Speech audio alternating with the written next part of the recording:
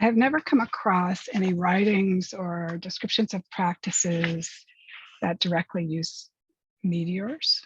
I'm sure that if the Taoist practitioners, astronomers could see Saturn and, well, they saw 5 of the planets, they could see meteors, but yeah, I don't know what they thought of them.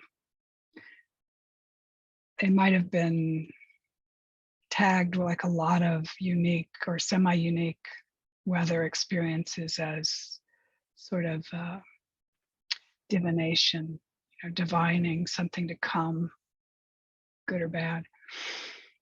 I continue to look, but so far,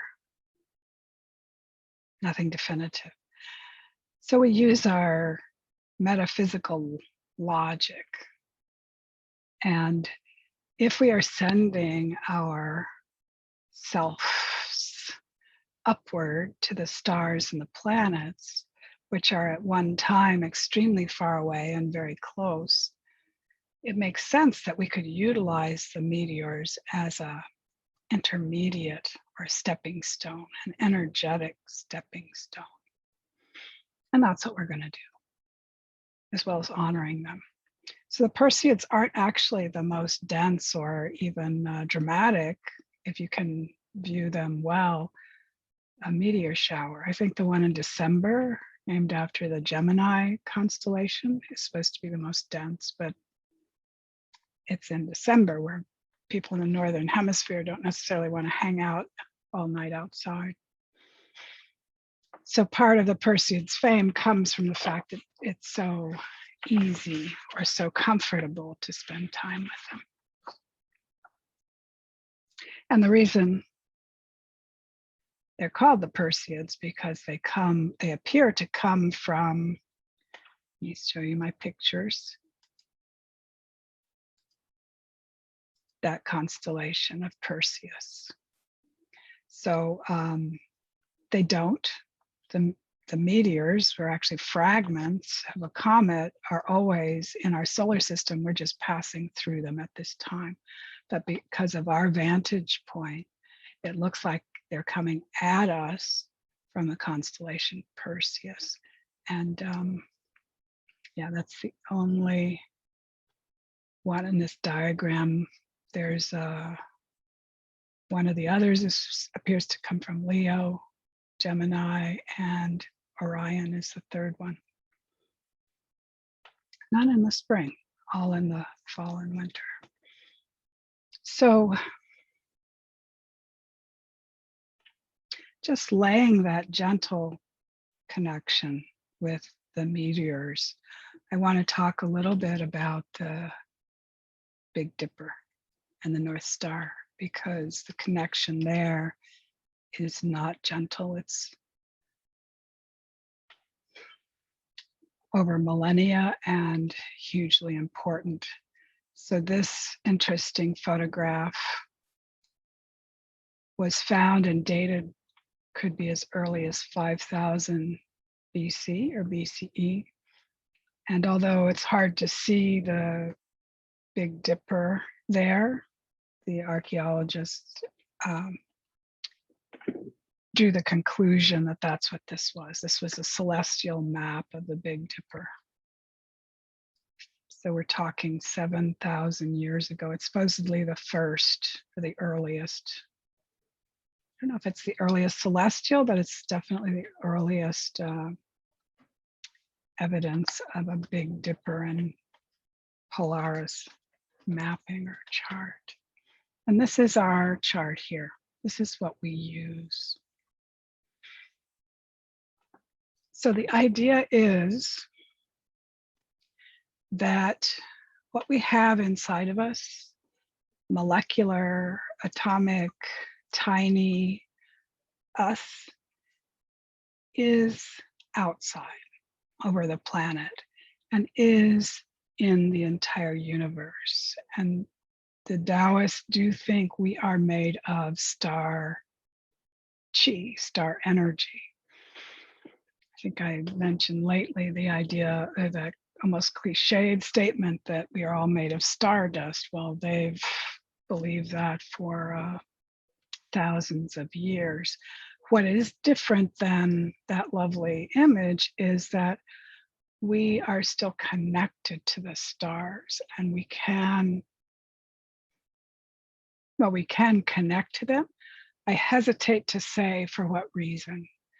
We can get, especially in alchemical practices, we can get a little too goal oriented.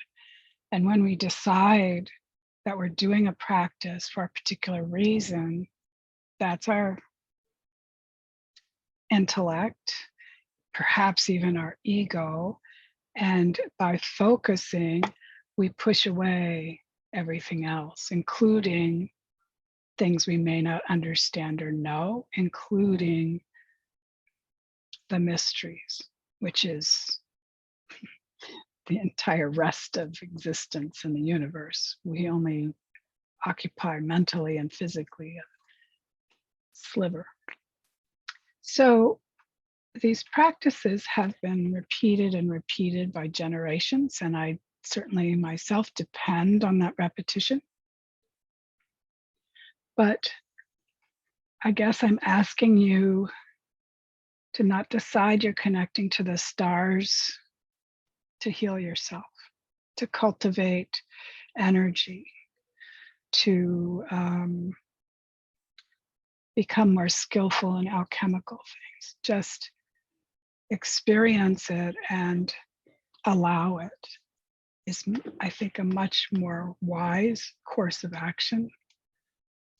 Excuse me. So this is, on a clear night, what we might see. And we're pretty far up latitude-wise, or we're kind of middle. So I think this is a pretty good approximation of New York, or maybe if it's not New York, it's New England. So the further south you get, the further down we're toward the horizon, you will find the Big Dipper. And then once you go, of course, past the equator, it's obscured. And the alchemical practices in the southern hemisphere use the Southern Cross. And I think they're actually different in other ways because the energy is considered different. It's a poor quality, but a little clearer of the lines.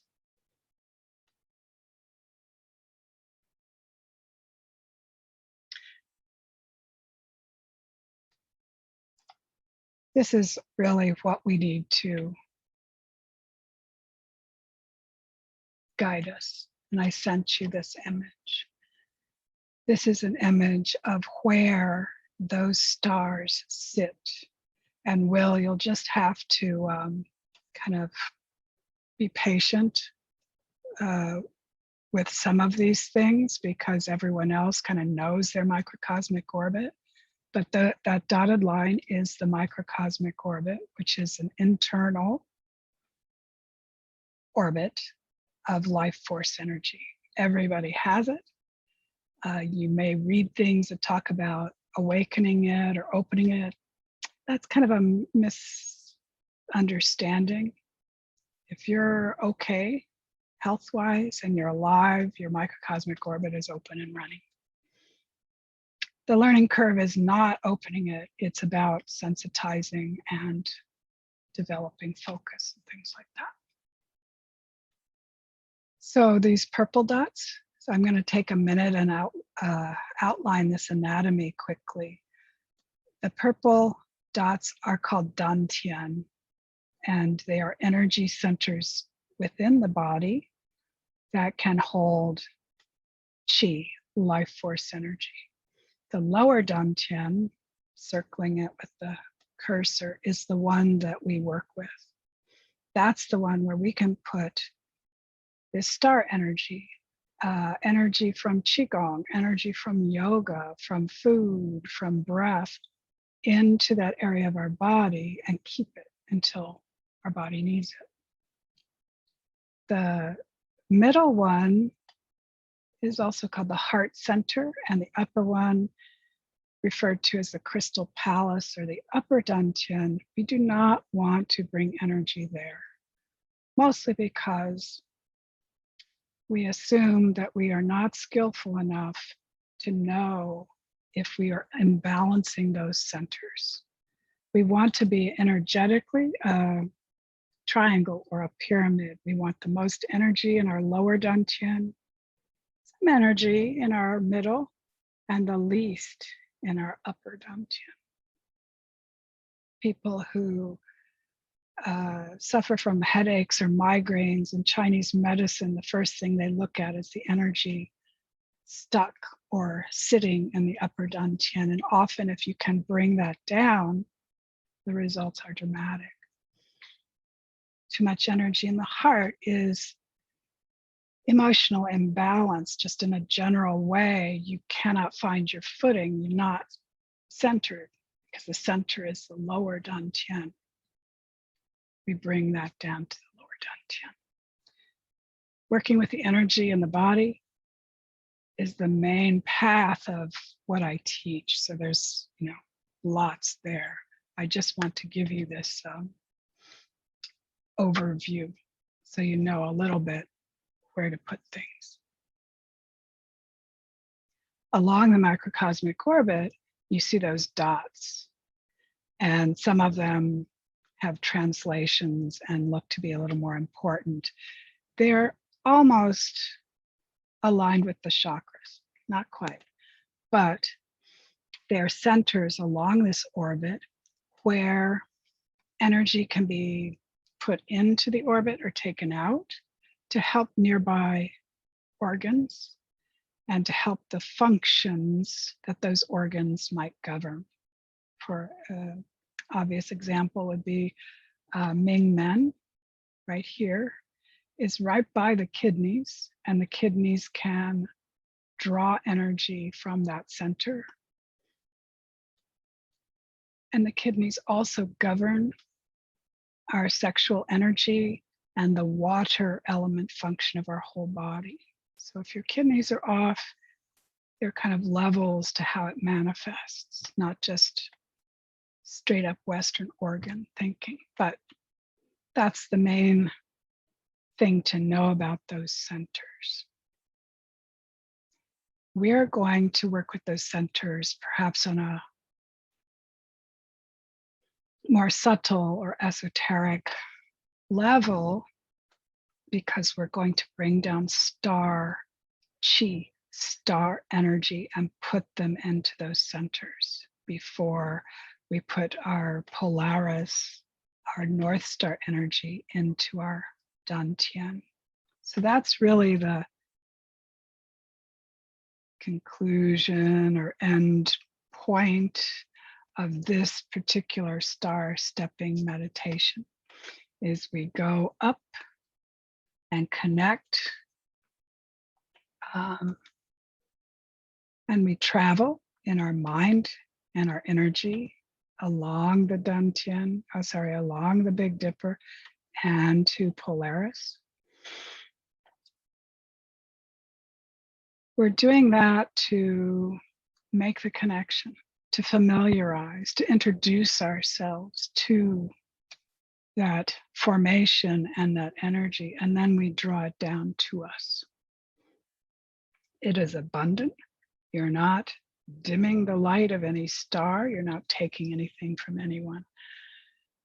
The universe, fundamentally, energetically, in this lineage, is all abundance.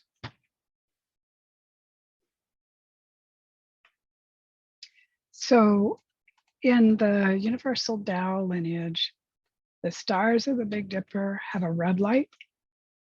The star of the color of light from the North Star is violet.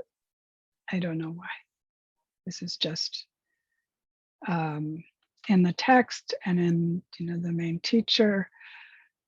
And if you're colorblind, and maybe it doesn't matter, but it helps us certainly with our visualizations. And the visualizations are key. The more vibrant and personal in a way. The more you connect with your visualizations, the more effective, the stronger, the more pleasurable the practices are. And this is across the board, not just the star stepping.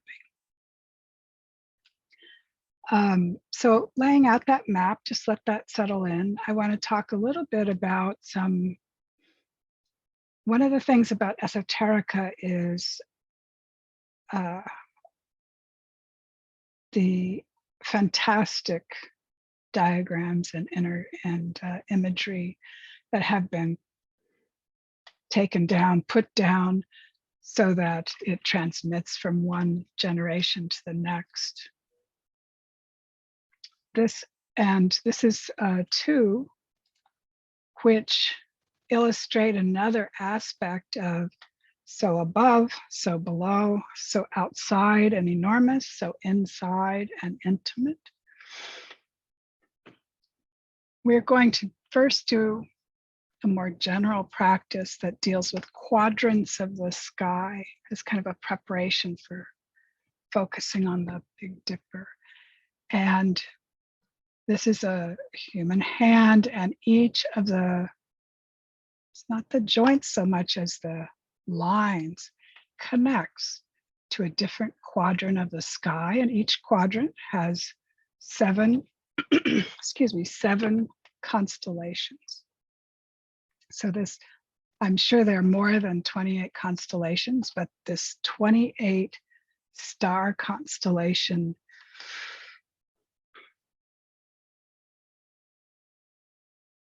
let's call it a collection, is the power, or maybe the gateway, that humans can enter the stars, to understand them, to use them, to connect with them. And we're not going to go far in this. I'm thinking of using more of the 28 constellations in the further meteor and star stepping classes. This one, I just want to make this connection between our Big Dipper and Polaris and the expanse that those 8 stars live in.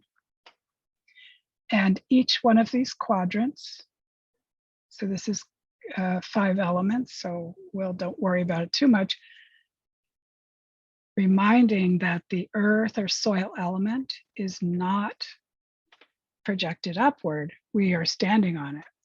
So the other 4 elements, one is assigned for each, one quadrant manifests one of those elements. So you have the north quadrant, Black Warrior or the mystical warrior.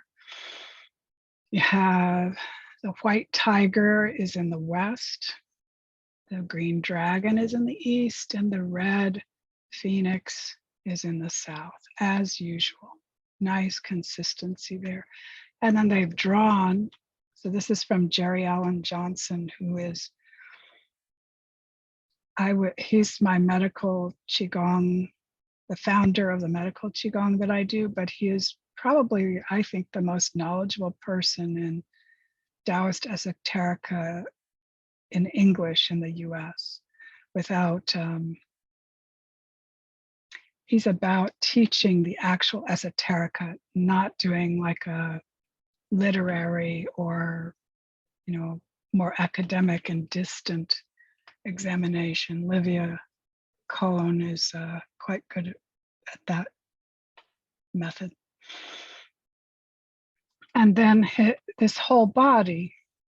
So this would not be our body so much as a person acting as a conduit, a shaman or a priest, and on his body, in his body, he would manifest as he's performing ritual, as he's acting on your behalf or the behalf of a village, or somehow creating, what he wants to do is create change.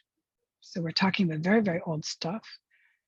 He wants to bring rain, keep the army away, no earthquakes, these kind of things, serious stuff. You don't call the shaman, because you have a headache.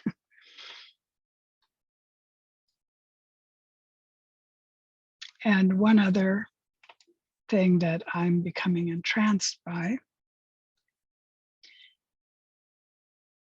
it is carried down through the priests and the shamans. These are stepping dances. So the star stepping that we're doing is metaphorical. We're stepping up into the stars, but there's a whole collection of steppings that are done, and it's kind of a precursor to movement Qigong.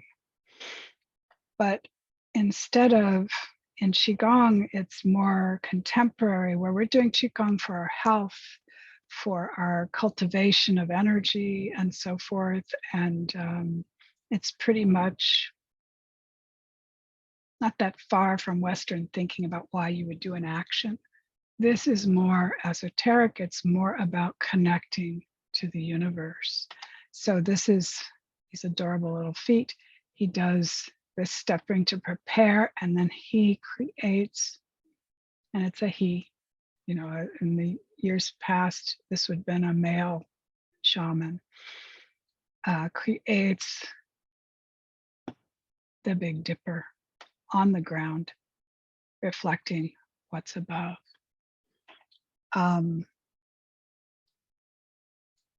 the last thing I really want to show you is I just found this today. I think in another class I was saying I cannot find an overlay of the Chinese constellations with the Western ones. And I found this. So I haven't had a chance to sit with it, but I think it's going to be very helpful to see where the Chinese constellations are in relation to the ones that we're more familiar with. Any questions about this? Comments?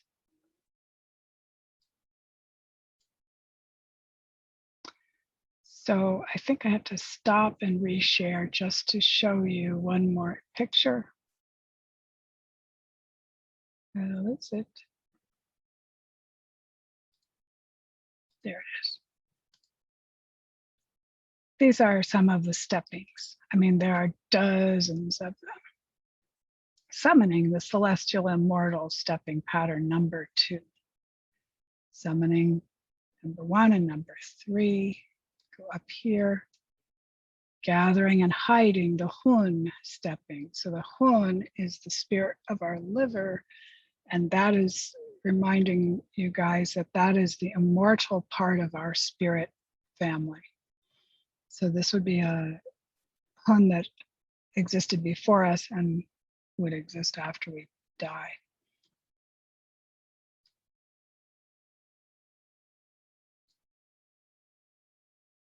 Harmonize and gather. Yeah, fascinating. But I'm not going to go on too far because maybe you're not fascinated by it.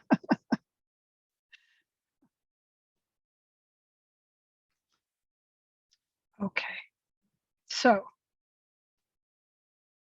what we're going to do is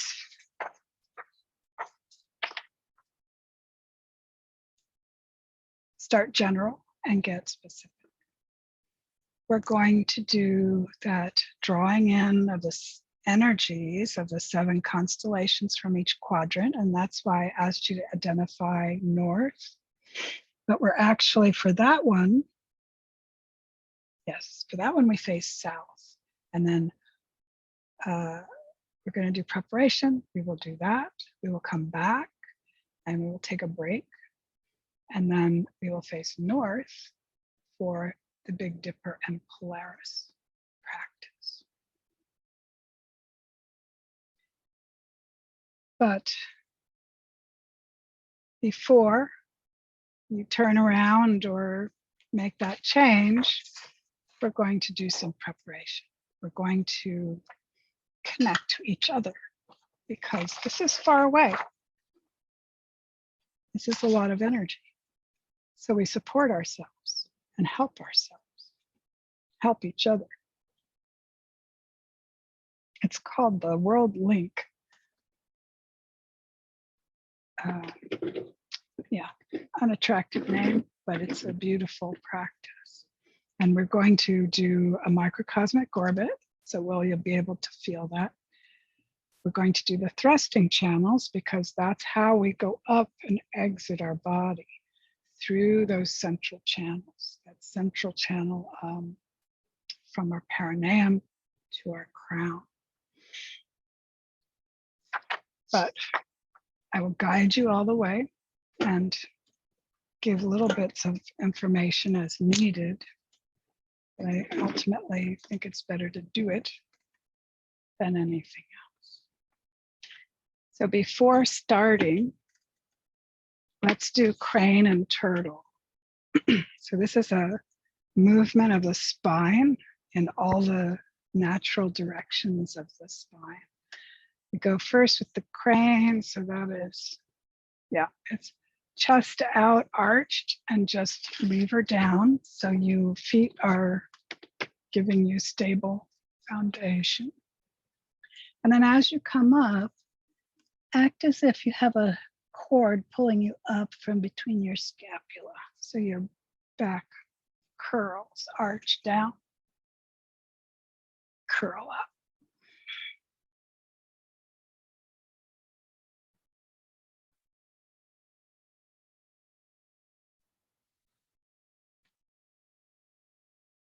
One more time.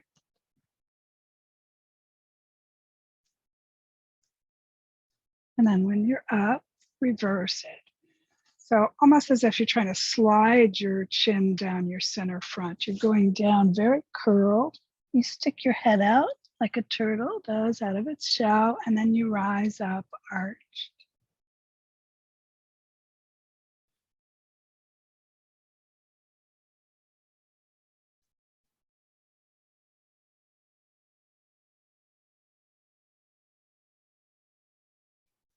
And then next time you're coming down, when you're all the way down, stay down and stick your head out like the turtle.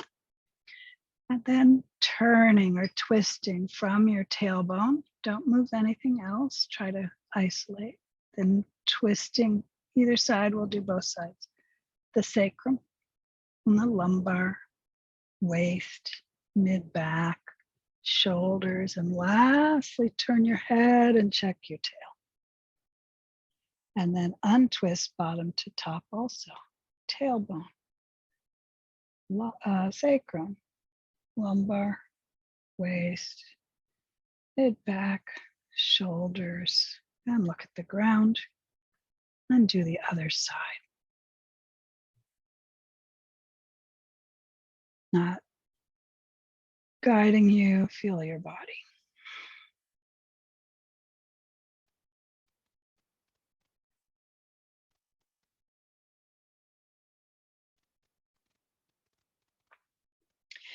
And then just levering, setting up naturally.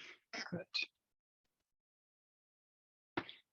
So we're going to be doing sitting meditation. Well, that requires us to sit well. Want to feel your sits bones on the chair. So even roll back onto your tailbone. Roll forward onto the femurs. And rolling back and forth until you really find your sits bones. Abdomen is gently engaged. Shoulders are relaxed. And we tuck our chin tiny bit, which lengthens the back of our neck and allows crown center to point upward to heavenly yang, and in our case, to the stars. And heart is a little forward. So inhale into your heart. Exhale, nestle it into the center of your body. One more time.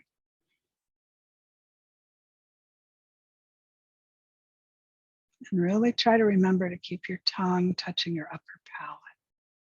If it strays, just return it.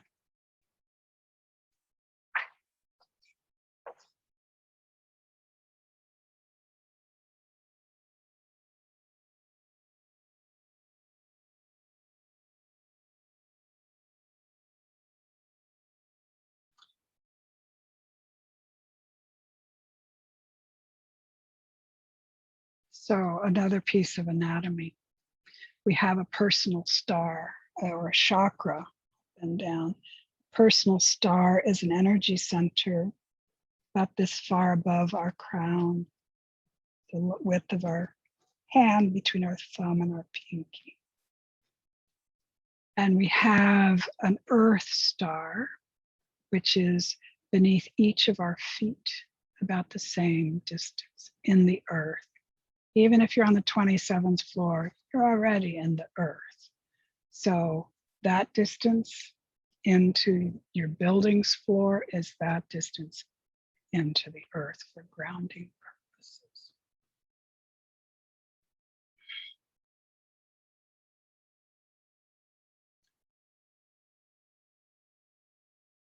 So let's remember or be introduced to the microcosmic orbit. And you don't need to see my face, but it might be helpful to see that diagram.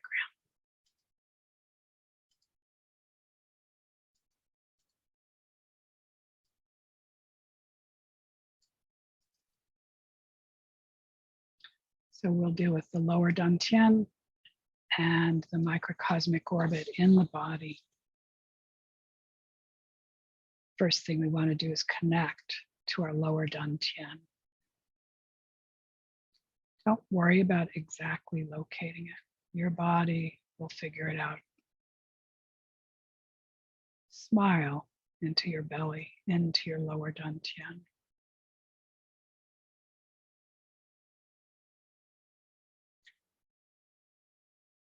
Don't leave your lower dantian, but broaden your internal vision to the chi field all around you.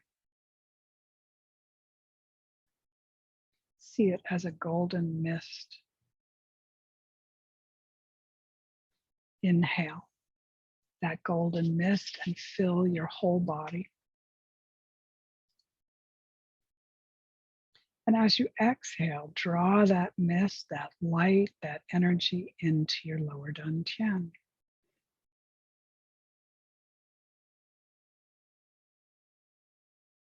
Several breaths at your own cadence. Each exhale, your lower dantian gets brighter, filled more densely.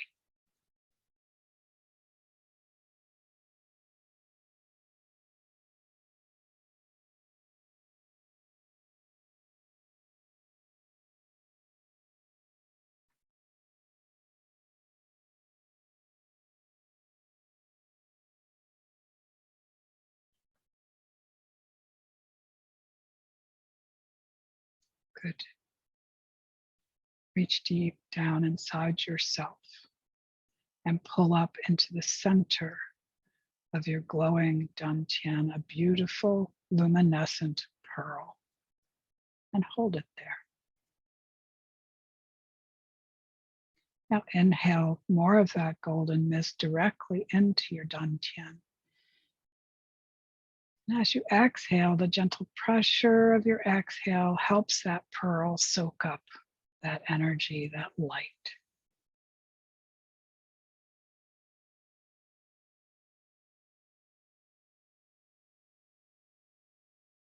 See your pearl more clearly in your mind's eye.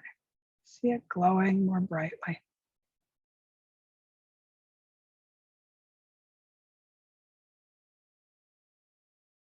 Inhale into your dantian and the pearl. And as you exhale, your pearl floats, falls straight down to your perineum. Hold it there. Center at the absolute bottom of your torso. Inhale into the pearl at your perineum. Exhale, draw it backward over your tailbone, up your spine, up your neck, over your head to your crown. Tongue is on upper palate. Hold the pearl at your crown and take a breath. Inhale into the pearl at your crown. Exhale and draw the pearl down your face, down your tongue, down your neck, down your center line, back to your perineum. Inhale into your pearl. Exhale, drawing it up your back to your crown.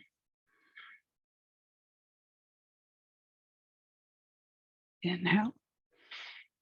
Exhale, drawing it down your front to your perineum.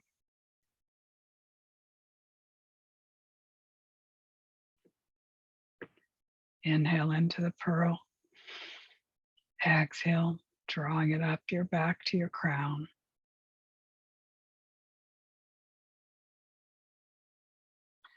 Inhale into your pearl one more time. And as you exhale, release it into this orbit.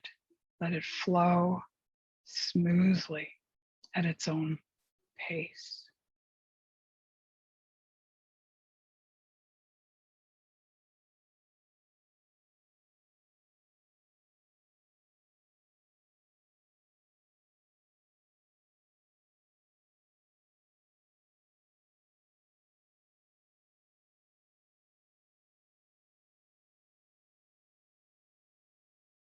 Couple more times.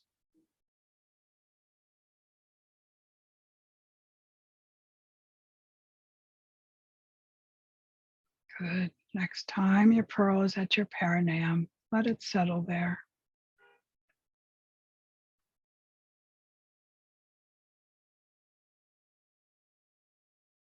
Still connected to the orbit. Perhaps the chi is still flowing, a residual movement. Allow it to settle naturally.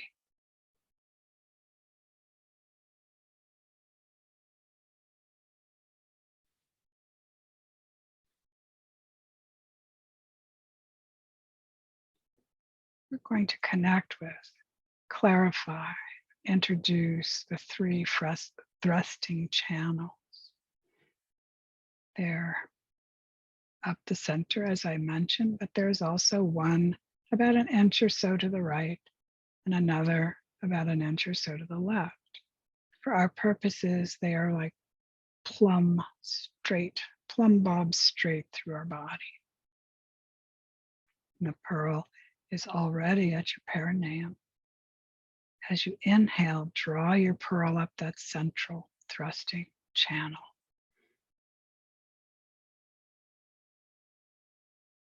And exhale brings the pearl back down the same pathway to the perineum.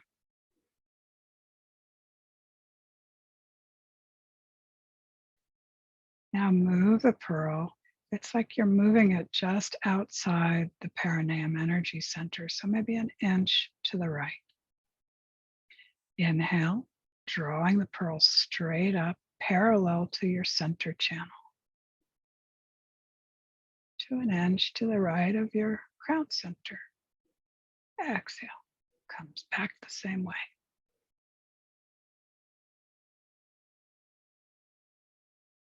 Move it back to the center. And again, inhale up central channel to the crown. Exhale, back to the perineum. And now an inch or so to the left of the central channel. Inhale straight up to the left of your crown center. And exhale the pearl down.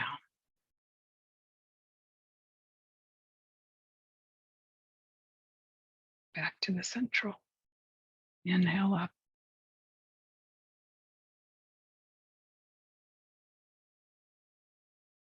And down.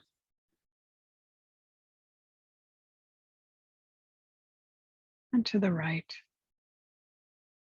Inhale up. Exhale down.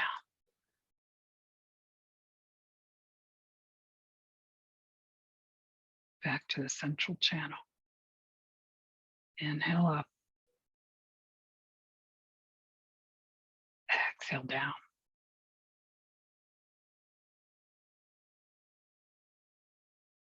and to the left channel. Inhale up. Exhale down.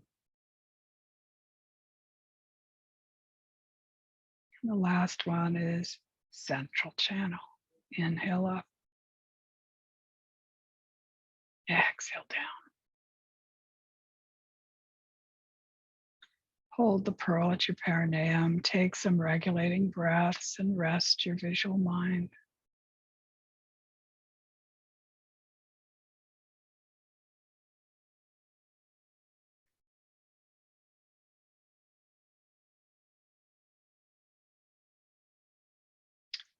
Good.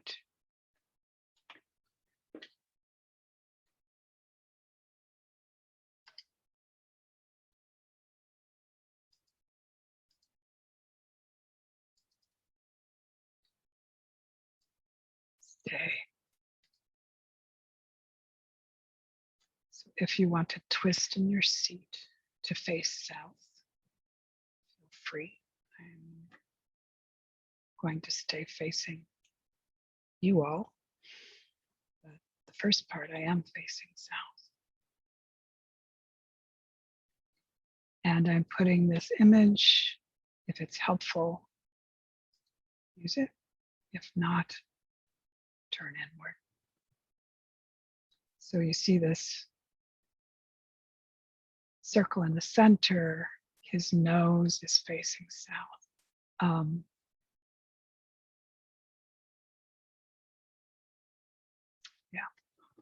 Later.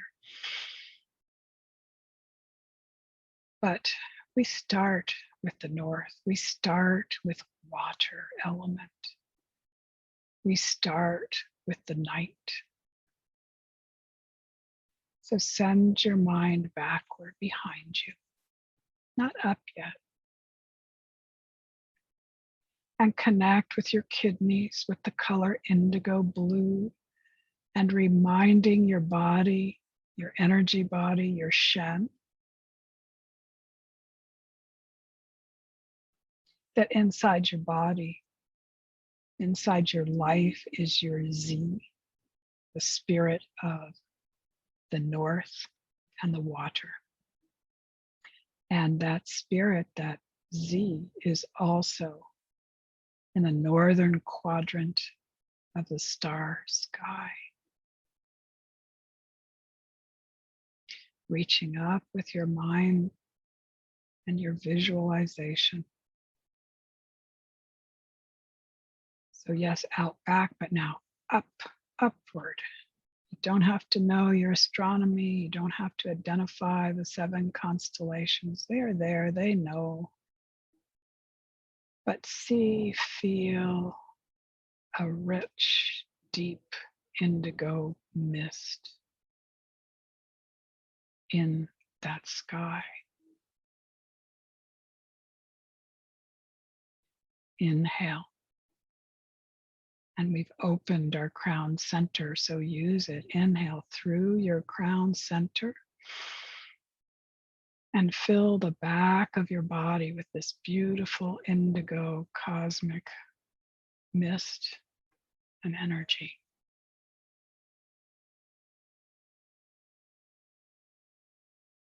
Just gentle inhales, like you're bathing yourself.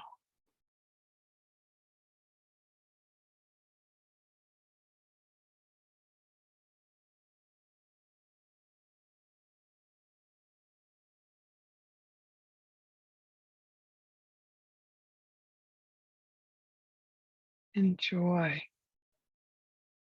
that beautiful ancient mist coming from even more ancient starlight.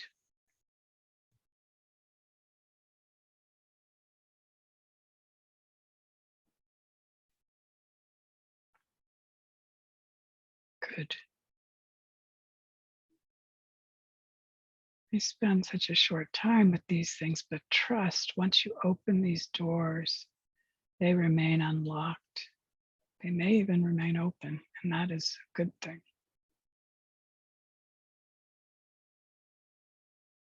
Allow the back of your body to settle that indigo star mist light. Let's shift our focus to the front of our body, the southern quadrant, the fire element of our heart, summer, middle of the day, noontime sunlight, color red. So first, just project your visualizing out in front of you. If it helps, use the red phoenix. If it doesn't, stay with the color. And then up to the southern quadrant of the constellations of the sky, of the cosmos. And see, sourced there, a red mist. And feel it bathing you, bathing the front of your body.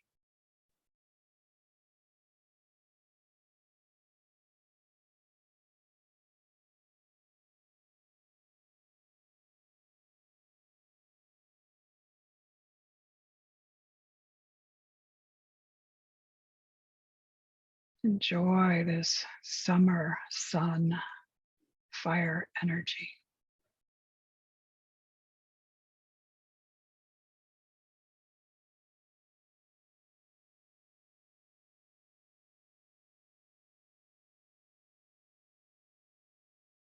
Good.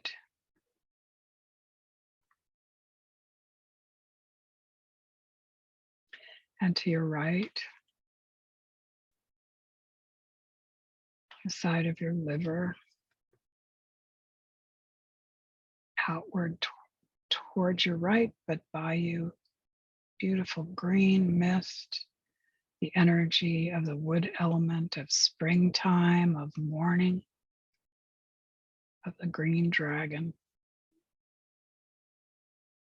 And send your mind upward to connect with the eastern quadrant and those 7 constellations.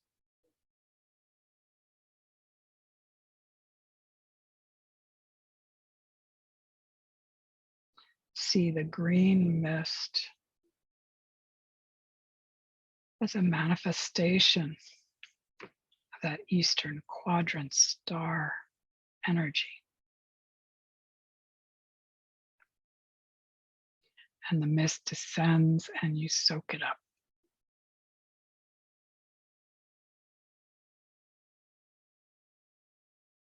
The right side of your body, green light, green mist.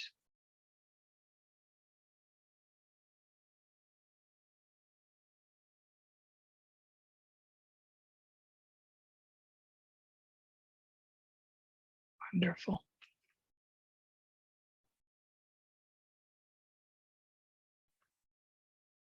And then to your left, white light, white mist, metal element, autumn, dusk, the white tiger. See that mist, that elemental energy to your left side.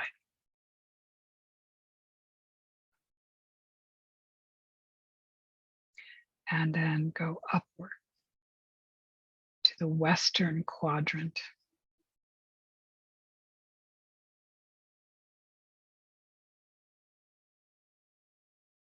See the white mist among the 7 constellations of the west.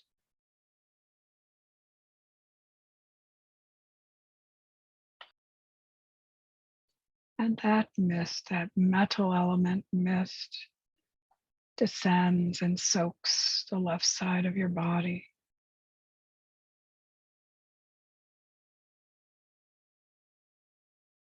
Bathe in it.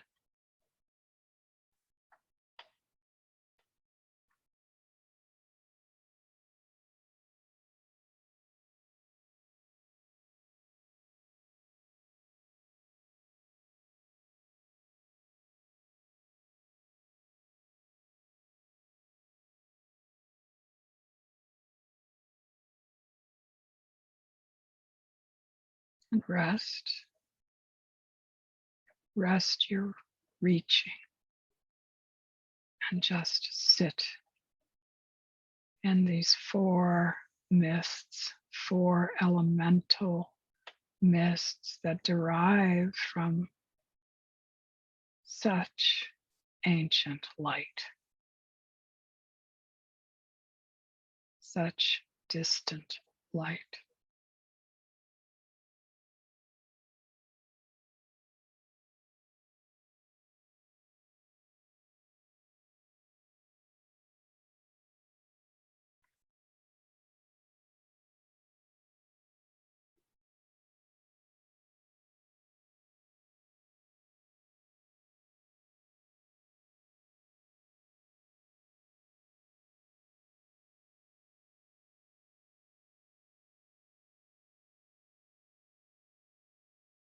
We don't release it.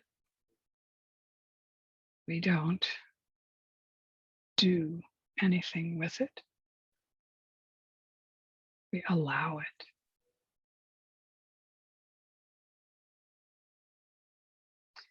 And gently, softly coalesce your focus back into your dantian.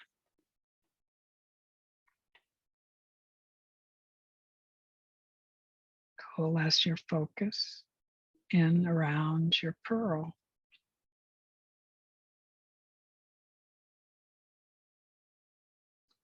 Just to sort of reestablish our center. Let's move through the orbit a few times. Inhale into your pearl in the dantian. Exhale, the pearl floats, falls straight down to your perineum. Then moves up your spine, your neck to your crown, and down your center line in front. Use your breath if you feel like it would be helpful. But ultimately, the orbit has its own cadence separate from the breath cadence.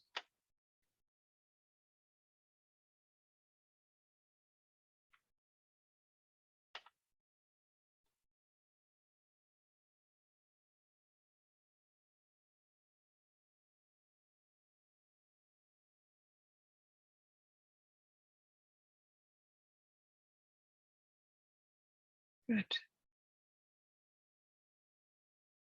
The next time your pearl is at your crown, hold it there. Tongue on upper palate. Inhale into the pearl. Exhale, draw it down your central channel, back to your dantian.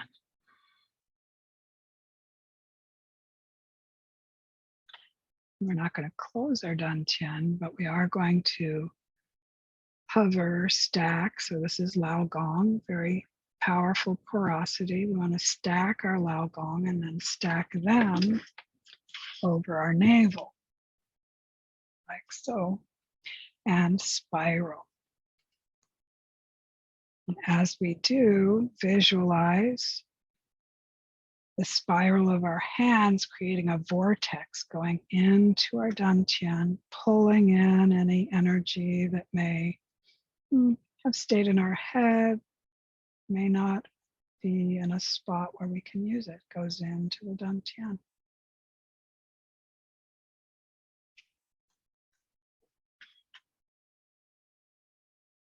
And reverse direction.